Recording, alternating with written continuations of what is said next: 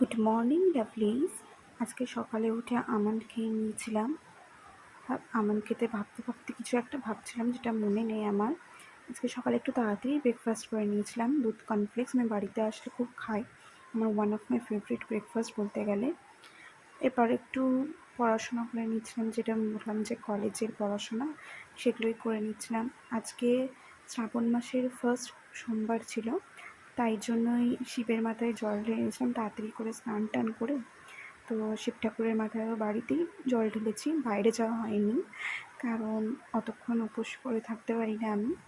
তো বাড়িতেই জল ঢেলেছি, আর জলটা একটু মনটারও শান্তি টান্তি। এখানে মা বলছিল কী করতে হবে, তারপর নিজেই জল ঢেলেছি। আজকে যেহেতু সোমবার, তাই জন্য আজকে নিরামিষ খাওয়া হয়েছে। আর এখানে তোমরা ভাবছো আমি কি করছি, আমরা প্রিপারেশান নিচ্ছি পানির পকোড়া খাওয়ার। সন্ধ্যাবেলা খুব ইচ্ছে করছিলো কিছু স্পাইসি কিছু খাওয়ার, তাই জন্য পানির পকোড়া বানিয়েছিলাম।